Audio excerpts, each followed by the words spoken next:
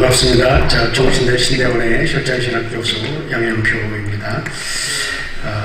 제가 발표할 연구 주제는 지난 봄노회 때 봄노회를 기점으로 해서 전국에 있는 모든 노회에 대해 설문을 보내서 그때 당시에 설문에 참여했던 분들이 대단히 많은데 그때 한 제가 생각하기에 3,400명 정도 되는데 이분들의 답변을 분석한 내용이 오늘 제가 발표할 그런 내용입니다. 그래서 제목이 대한민국 장로회 합동 소속 목사 장로 대상 정년 관련 설문조사 결과 및 분석 연구소 이렇게 제목을 잡았습니다.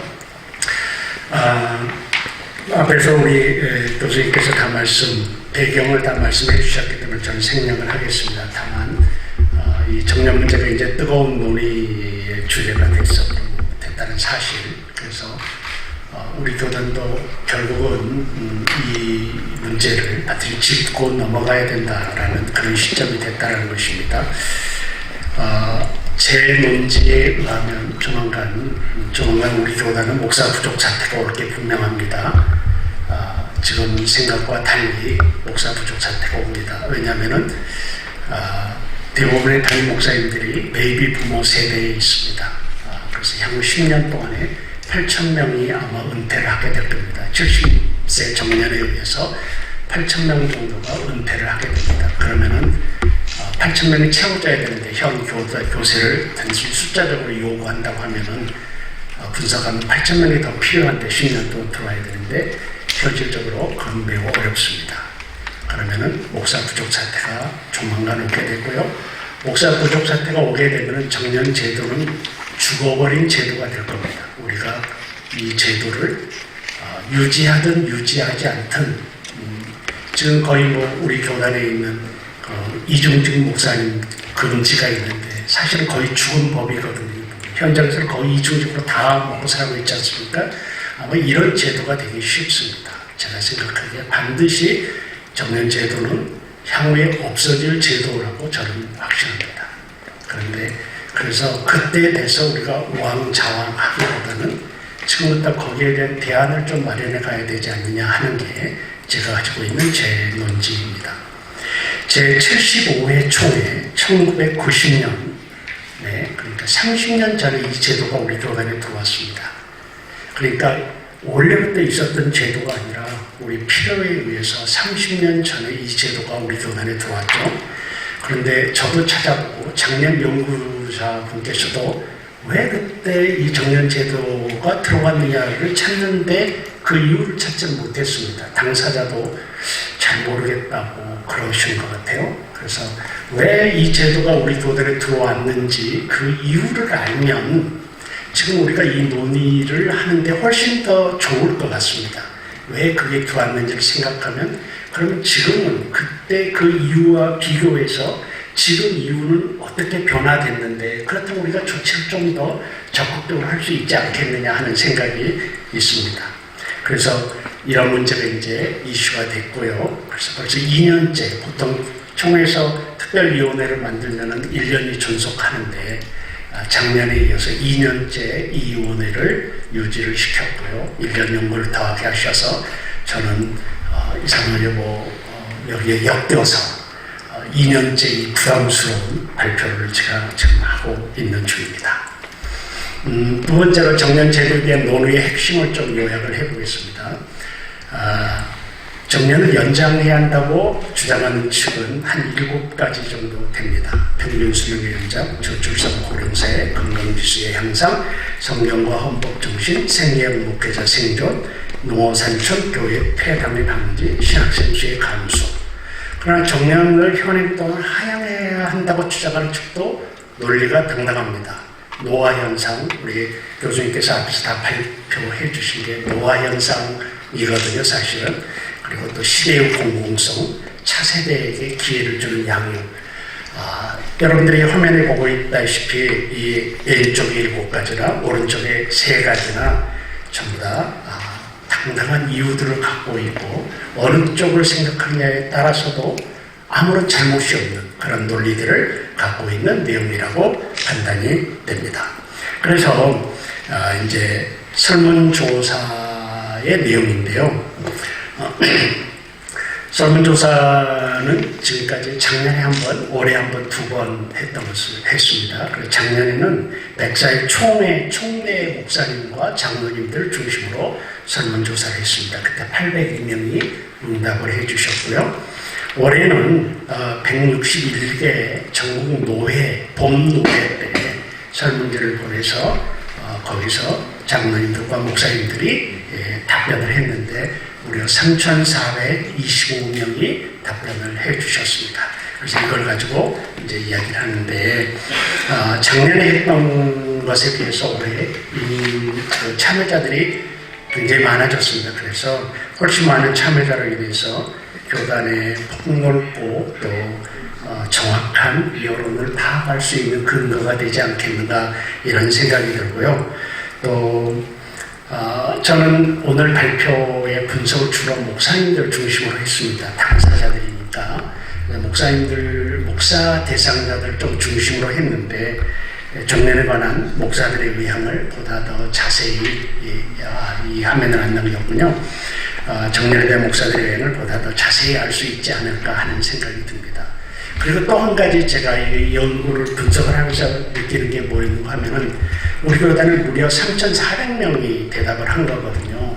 그러다 보니까 여기에 나오는 비율들은 우리 교단의 어떤 인적 구성을 알 수 있는 비율로 사용할 수 있을 것 같습니다. 이렇게 보게 되면은. 그래서 여기에서 나오는 연령 비율은 사실은 3,400명이면 우리 제가 뒤에 나오는데 우리 현재 시무 목사님, 교회에서 사역하고 있는 목사님이 19,000명 정도 됩니다. 은퇴 목사님 다 빼고 시무만 하는 목사님이 19,101명입니다. 정확히 이게 이제 그러니까 올해는 아니고 2018년 정도 되는 통계를 제가 사용했습니다. 그래서 19,101명인데 이번에 조사한 분들의 연령을 이렇게 분석해 보면 우리 교단의 19,000명의 목사님들의 연령 구조를 우리가 알 수가 있습니다. 또한 시골에 있는 교회 또 많은 이 수치를 이용해서 사실은 이렇게 많은 숫자가 여론의 설문에 응답한 적이 없기 때문에 이 데이터는 우리 총회가 장기적으로 지금 정책을 위반하는데도 사용될 수 있다는 그런 확신이 제가 들었습니다. 그래서 이런 통계를 가지고 하겠습니다.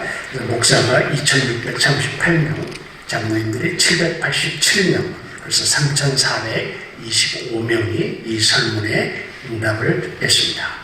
그러면은 구체적으로 설문조사 응답 결과 및 분석에 대해서 좀 말씀을 드리겠습니다. 첫째, 응답자의 연령대인데 50세 이하가 14%고요. 또 51세에서 60세가 43%, 61세부터 65세가 27%, 66세 이상이 16%로 나타나 있습니다. 목사들만 이야기합니다. 제가 포커스를 좀 목사님들에게만 맞췄다면 내용이 다 있습니다. 책자에 다른 내용은 있는데 발표는 목사님들 중심으로 제가 발표를 하도록 하겠습니다. 그래서 이런 것들을 보게 되면요, 설문조사 응답자의 89%가 50세 이상이고요, 우리 목사들. 그 다음에 61세 이상만 또 43%가 됩니다. 그러니까 이것을 우리 교단 전체 목사 비율로 확장을 한다고 한다면은 저는 뭐 큰 차이 없이 그렇다고 한다면은 우리 교단에 61세 이상 되는 목사님들이 40%는 된다라고 이런 판단이 듭니다. 그러면 아까 말씀드렸듯이 향후 10년 동안 교단 목사 8,000명이 은퇴하게 됩니다. 또 두 번째는 목사 응답자의 나이별 분포를 감안할 때 우리 교단은 이미 목사 고령화 구조에 들어섰다는 것을 우리가 알 수 있고요. 그래서 나중에 또 설명을 한 번 더 하겠지만 결론을 미리 내리면은 본 연구에 의하면 연령이 높은 목사일수록 정년 상향에 찬성하는 비율이 월등히 높음이 드러났습니다. 두 번째, 응답자의 교회 이치거든요. 그래서 농어산촌, 대도시, 수도권, 중소도시 이런데 응답자들을 보게 되면 교회 소재지가 전국 각 지역에 대체로 고르게 분포되어 있어서 비교적 폭넓은 의견수로는 가능성이 크다라고 되어 있고요. 그런데도 대도시와 수도권이 전체 교회 소재지의 49%를 차지하고 있음을 볼 때 교단 교회들이 대도시와 수도권에 몰려 있음을 알 수가 있습니다. 또 교단 내 농어산촌 교회가 28%인데 이 비율은 2019년 교단의 총 교회 수 11,758개에 적용할 때 약 3,300여 개의 교회가 농어산촌 교회에 해당한다라고 유추할 수 있을 것입니다. 또 이러한 지표는 농어산촌 교회 살리기 운동에 활용할 수 있다라고 저는 그렇게 생각을 합니다. 자매 결혼을 맺은 농어산촌 교회를 살릴 수 있는 그런 데이터로 사용할 수 있다고 보고요. 또 여기서도 결론을 하나 내면은 본 연구에 의하면 대도시 및 수도권 목사들이 농어산촌 및 중소도시 목사들보다 정년 상향에 찬성하는 비율이 많이 높지는 않지만 그래도 다소간 높다라는 통계가 나왔습니다. 다음 응답자의 교회 양적 규모인데요. 100명 미만부터 이렇게 통계를 그래프를 한번 보시면 알겠습니다. 놀랍게도요. 교세가 100명 미만인 교회가 68%에 해당이 됩니다. 네. 사실은 우리들은 흔히 하는 말로 저도 교회 개척을 가르치고 있는 교수 중에 하나인데 흔히 우리가 말하기는 전국의 80%가 모든 교회 80%가 미자립 교회다라는 말을 우리가 보통 하는데 우리 교단을 보게 되면 교세가 100명 미만인 교회가 지금 이 설문조사에 의하면 68%에 해당됩니다. 이러한 수치는 본 교단 전체에 적용될 수 있는 바 교단의 대다수 교회가 소규모 교회임을 반증한다고 하겠습니다. 본 연구에 의하면 소규모 교회 목사일수록 정년 상향에 찬성하는 비율이 높습니다. 그래서 이런 문제들을 대체로 보면은 얼른 보기에는 이해가 잘 안 되는 통계인데 그래서 이런 문제들을 좀 깊이 생각해 본 결과 오히려 전교회 목사님들이 노후 경제력에 대한 준비가 없기 때문에 그런 것이 아니겠는가 저는 연구자로서 그렇게 유추해 보았습니다. 노후의 경제력 문제로 인해서 조금이라도 교회에서 적은 액수지만 사례를 받아야 될 거 아닌가 하는 그런 쪽으로 제가 추측하는 결론을 내렸습니다. 다음 응답자의 심호기간입니다. 우리 목사님들 심호기간인데요. 그 노예에 참석하시는 분들이라는 특성을 생각해 봤을 때 아마도 장기 목회자들이 더 많지 않았겠나 하는 그런 생각이 듭니다. 그러나 일단 수치로 나온 것에 의하면은 21년 이상 장기 목회하신 분들도 30%입니다. 네, 그래서 비교적 장기 목회 비율이 높았고요. 또 본 연구에 의하면 장기 목회 목사일수록 정년 상향에 찬성하는 비율이 월등히 높았습니다. 네, 오래 그 교회에 계신 분일수록 정년을 상향하자 하는 쪽에 찬성했는데요. 여러 가지 유추적인 해석이 가능하겠죠. 안정되고 오래 목회를 했다는 것은 안정되고 또 리더십을 확립했고 평안한 목회라고 할 수 있을 것 같아요. 그래서 이런 모습들을 좀 더 유지하고 싶어 하지 않겠나 하는 그런 유추적 해석을 해볼 수 있었습니다. 다음 이제 본격적인 건데 이건 지금 우리 목사님들의 현황이고요. 본격적으로 70세 정년에 이제 대한 전체 응답자의 생각을 말씀을 드리겠습니다.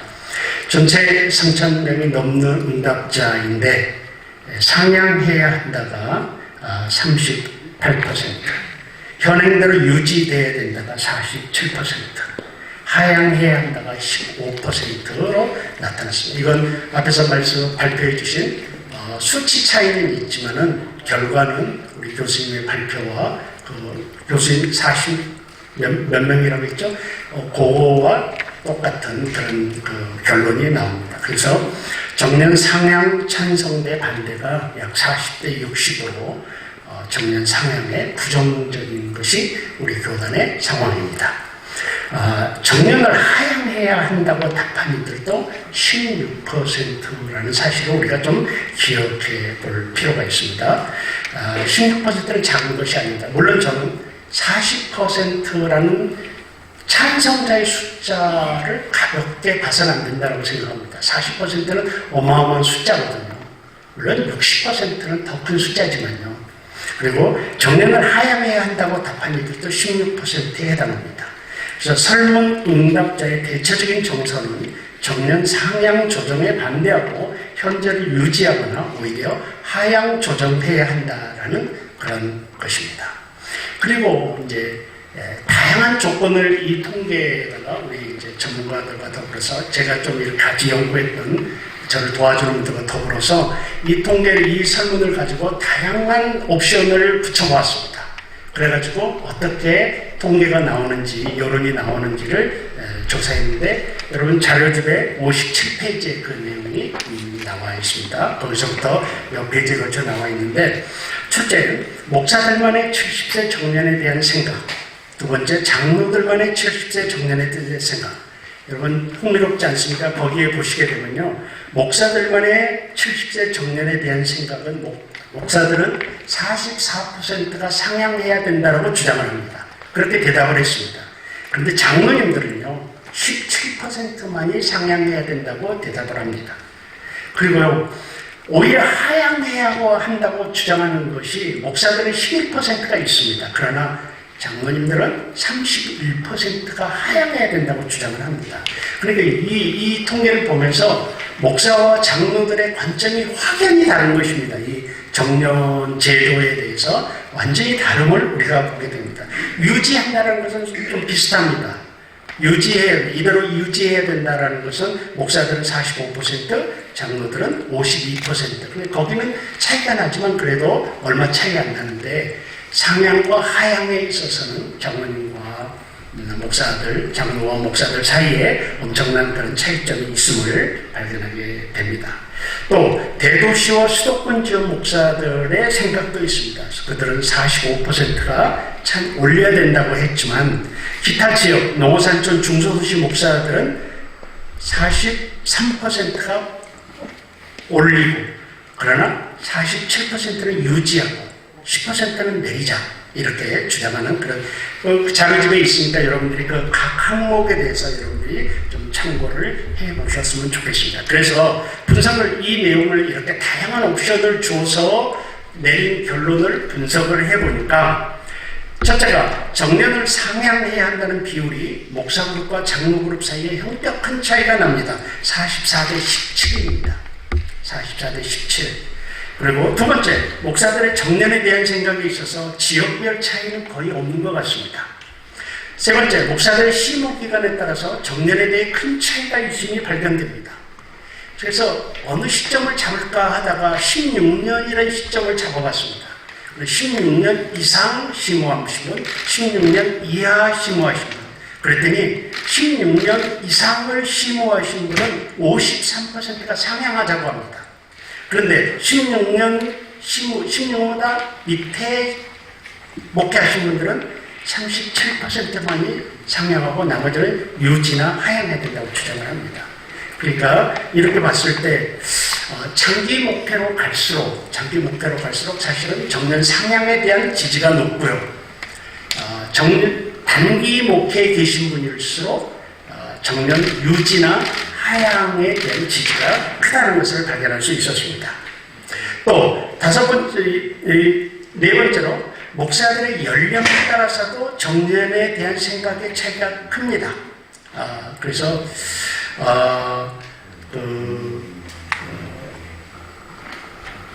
나이가 높아질수록 정년에 대한 상향 지지가 높고요. 나이가 젊을수록 어릴수록 유지나 하향에 대한 지지가 높습니다. 아주 특이한 걸 하나 꺼내봤는데요. 21년 이상 심호하고 65세 이상 되신 목사님. 그러면 이 응답자 3,400명 중에 그런 조건을 갖추신 분은 277명이었습니다. 한 교회에서 25년 이상 심호하고, 그 다음에 연배가 65세 이상 되신 분. 이런 분들이 277명이었는데 놀랍게도 이 중에 70%가 정년 상향을 지지했습니다. 그러니까 나이가 많고 오래 실무하신 분일수록 사실은 정년 상향에 대한 지지도가 높은 것을 발견했습니다. 또 특이한 경우는 성도수와 정년과의 관계입니다. 성도수가 300명 미만인 교회는 상향과 유지가 비슷한 비율입니다. 그러나 300명 이상인 교회는 상향이 유지보다 무려 20%가 낮았습니다. 네.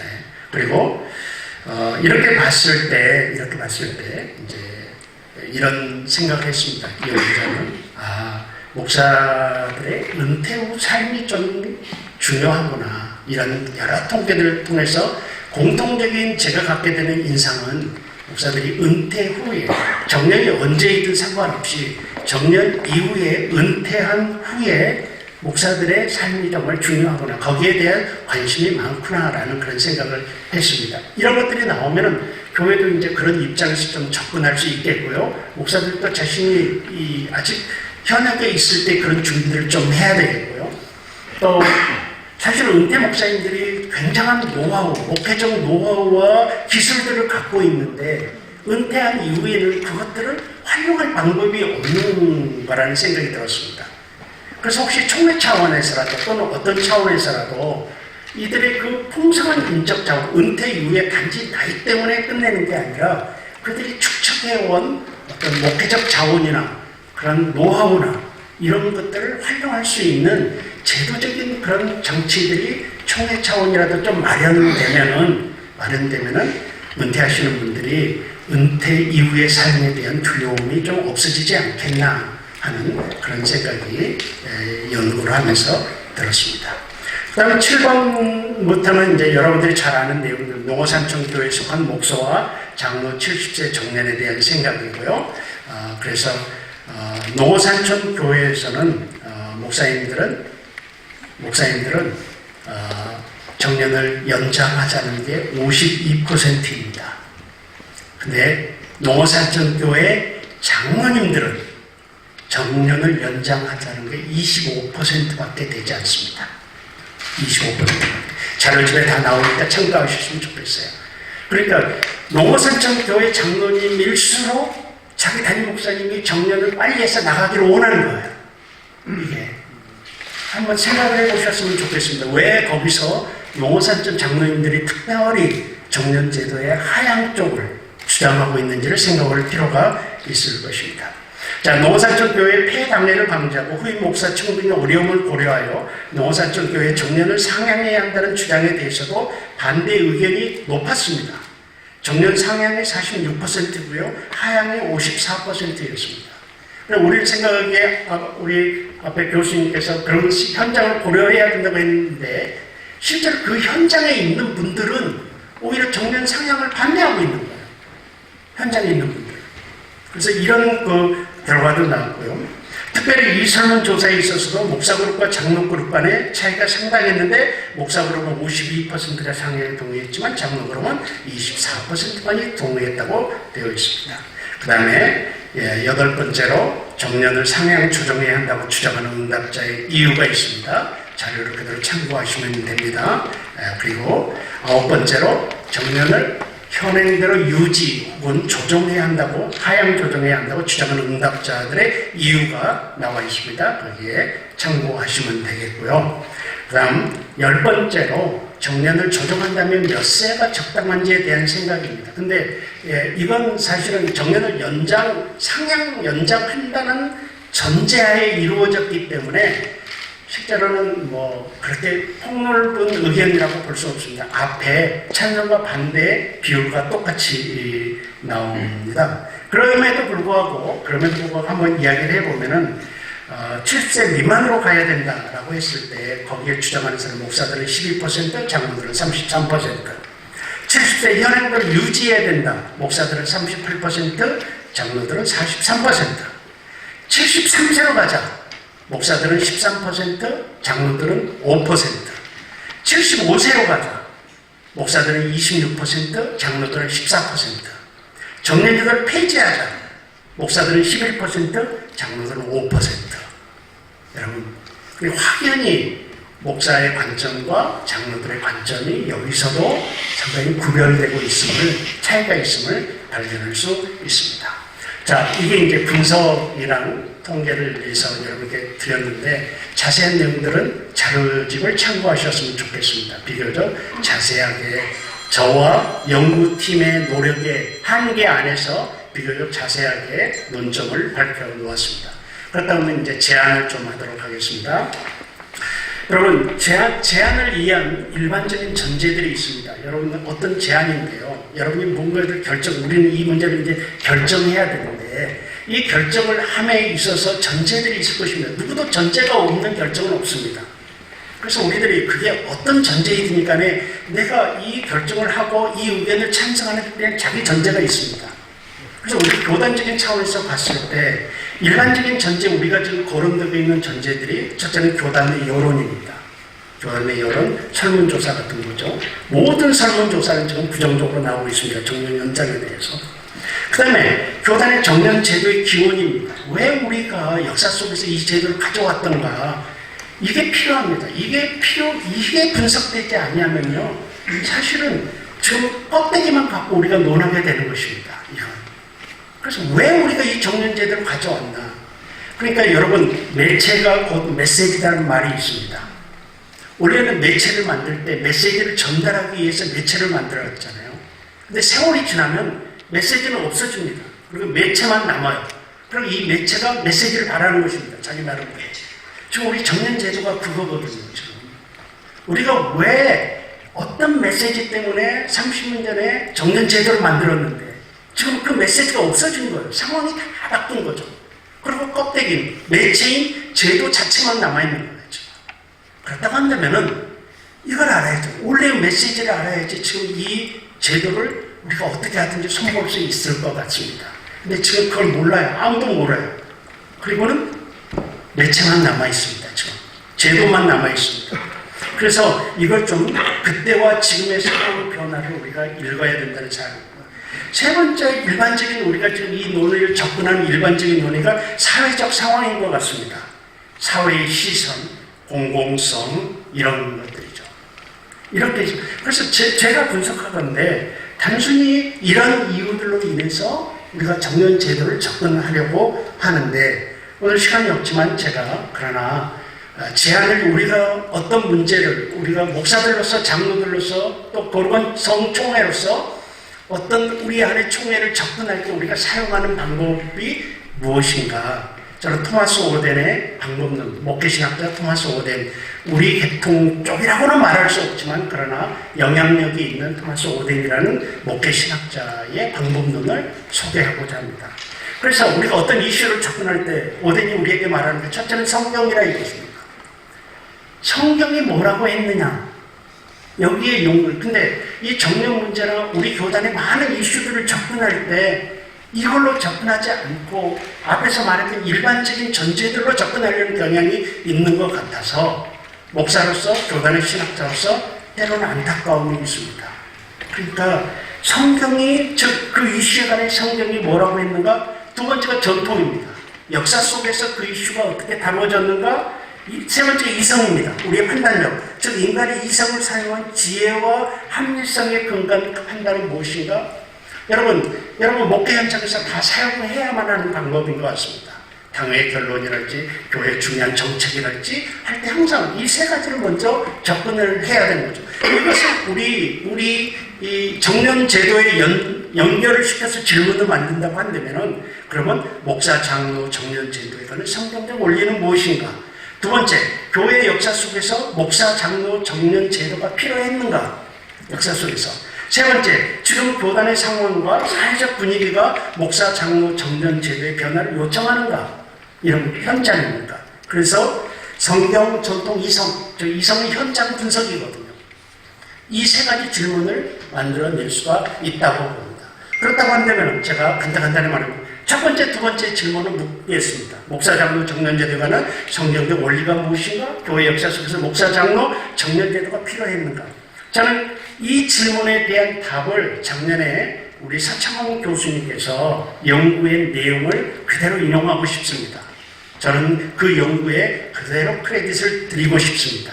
따로 연구한 게 아니라. 그래서 작년 우리 팜플렛에 보게 되면은 서창원 교수의 연구가 자세히 나와 있습니다. 다 나와 있습니다. 거기에 보게 되면은 서창원 교수의 정년제 어떻게 이해하나라는 그러한 연구 논문에서 성경에서 정년제도의 근거를 찾을 수 없으며 또한 장르고 역사 속에서도 정년제도를 찾을 수 없다라고 그렇게 결론을 내립니다. 자세하게 논지를 거쳐서 그런 결론을 내립니다. 그래서 서창원 교수는 오히려 연장 이런 게 아니라 정년제도를 폐지해야 된다고 그분은 주장하고 있습니다. 그리고 또 이야기하기를 현장에서도 작년에 연구했던 그 내용 내 연구집 안에 나와 있는 내용 중에 하나가 우리 기독교 선배 국가, 우리보다 앞선 기독교 선배, 역사를 오래 갖고 있는 기독교 선배 국가 중에서 강제적으로 정년제도를 시행하는 국가는 없다라는 결론을 거의 다 내리고 있습니다.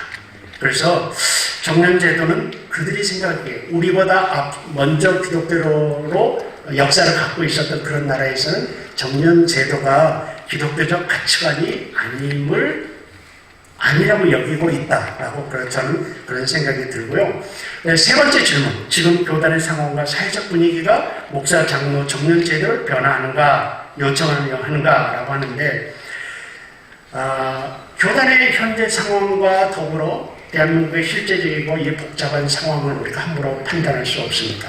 자, 1번에 의하면은 교회 공공성을, 우리 시대의 공공성을 따진다고 한다면은 우리 교단에서 정년을 상향하면은 아마 욕을 많이 먹을 것 같습니다. 지금 이 상황 속에서, 이 우리나라의 형편 속에서 세상의 시각을 우리가 의식한다면 그건 인정합니다. 두 번째, 우리 교단에서 지금 60대 40이라는 수치가 나왔습니다. 그래서 이 60대 40이라는 수치만 봐도 여론에 의하면, 우리 교단의 정서에 의하면 정년 상향은 많은 반대에 부딪힐 게 분명합니다. 그래서 이 두 가지 현상을 보게 되면, 우리 정년 상향이 좀 무리수가 되지 않겠나 이렇게 생각을 합니다. 그런데 이제 세 번째, 제가 정말 염려하고 정말 고민하고 심지어 제가 작년부터 이 연구를 하면서 기도하게 되는 게 뭐인가 하면은 우리 교단의 목사 부족 현상이 도래할 거라는 사실입니다. 그게 정말 제 관심사입니다. 근데 왜 이게 관심사인가 하면은 이 연구를 하다 보니까요, 외국에서 지금 기독교 선배국가에서 목사들이 부족합니다. 그런데 이 부족 현상을 메꾸기 위해서 미국의 PC 교단이나 PCA 교단이나 국제국제원 장로교단에서 노력을 많이 하고 있습니다. 이 목사 수를 채우려고 고생을 많이 하고 신학생들에게 엄청난 그들의 작전이 뭔가 하면은 소명 받은 자가 신학교에 오는 것이 아니라 끌어들여서 소명을 받게 하자 정책입니다. 왜냐하면 교회를 유지해야 되니까. 목사 수가 부족하니까.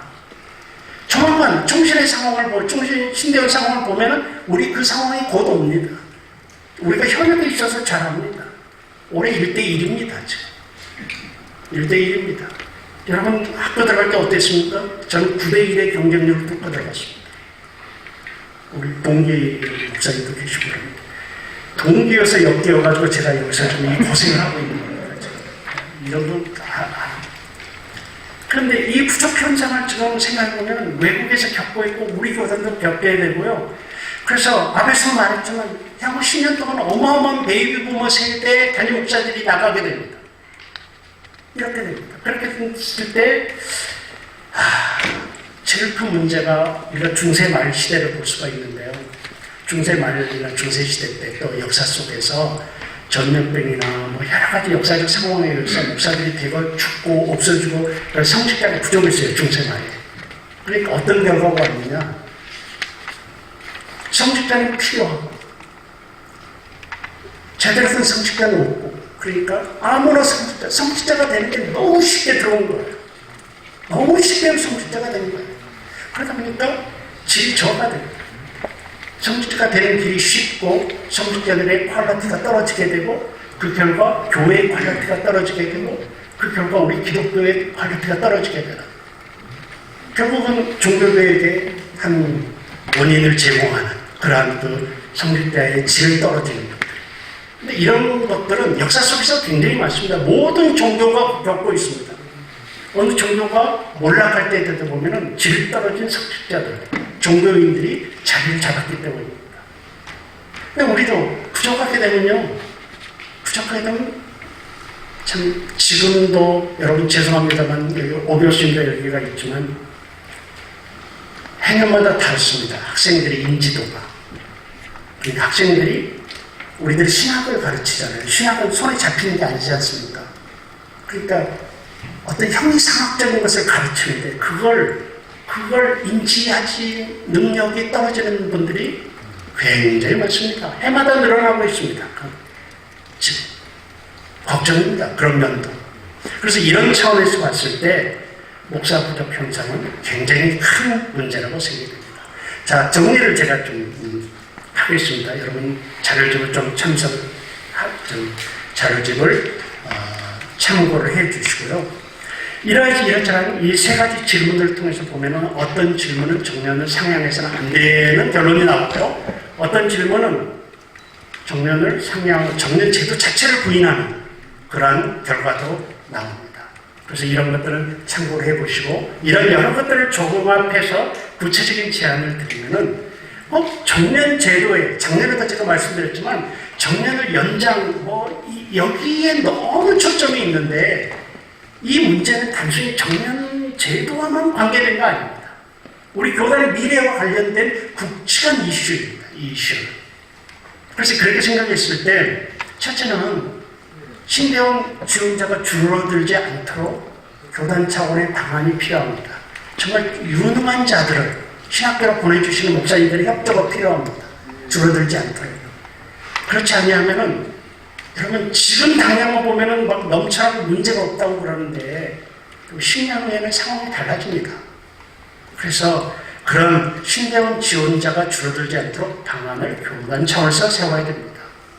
그리고 두 번째로는 정년 연장 내지는 폐지를 고려해야 된다고 좀 이렇게 담대하게 제가 말하고 싶습니다. 결국은 없어집니다. 이 제도. 결국은 없어집니다. 언제 없어질지는 모르지만 닥쳐서 유명무실해서 없어질 때를 기다리기보다는 주도적으로 우리가 좀 접근을 해서 목사 수급 문제도 좀 해결을 하고 그래서 정년 연장이나 정년 폐지는 구체적인 답은 아닙니다. 이게 구체적인 답이라고 저는 보지 않습니다. 교단의 미래를 위해서. 그러나 부분적으로 우리 교단의 미래를 위해서 유익이 되는 그런 방안이 아니겠는가 하는 것이 정년 연장 폐지고요. 세 번째로도 좀 뜬금없는 제안이지만 오태균 교수님도 말씀을 드렸습니다. 목사 연장 교육입니다. 목사 연장 교육. 그러니까 왜 장로님들은 목사가 자기 담임 목사가 빨리 은퇴하기만을 기다리겠습니까? 지금 통계가 이건데요. 장로님들은 자기 목사가 빨리 은퇴하기를 기다립니다. 시골교회 장로님일수록 더 자기 목사가 빨리 은퇴하기를 기다리고 있습니다. 이건 뭔가 하면은 장로님들이 보기에 나이 들어갈수록 목사가 지력과 체력과 영역이 떨어진다는 리더십이 떨어진다는 것을 느끼고 있기 때문이라고 저는 생각을 합니다. 근데 왜 그렇게 되느냐? 단지 나이가 먹었다고 지력이 떨어지고 체력이 떨어지나요? 그런 건 아닌 것 같고요. 그런 것도 있겠지만 교육을 받지 않기 때문입니다. 교육을 받지 않기 때문에 계속해서 교육을 받아서 리더십 교육도 받고 계속해서 교육을 받아가지고 교육을 받고 오면 새로운 게 나오거든요. 근데 여러분 아까 오태균 교수님도 미국 이야기를 했지만 미국에는 스쿨버스 드라이버, 통학버스 드라이버도 2년마다 한 번씩 엄격한 심사를 받습니다. 스쿨버스 드라이버. 왜? 생명을 책임지고 있기 때문에. 그래서 모든 걸 검사하고 2년마다 교육받고 그래요. 놀랍게도 우리 학통충 목사님들, 우리 목사님들, 저도 마찬가지겠지만 한 번 목사 안수 받으면 영원히 목사예요. 더 이상 교육받을 의무도 제도도 없는 거예요. 그러니까 나가서 제일 처음에는 개혁적 신학으로 개혁의 주체로서 하지만 살다 보면 교육을 안 받으면 계속 나태해질 수밖에 없습니다. 그렇게 되면 자기 마음대로 목회를 하게 되는 거예요.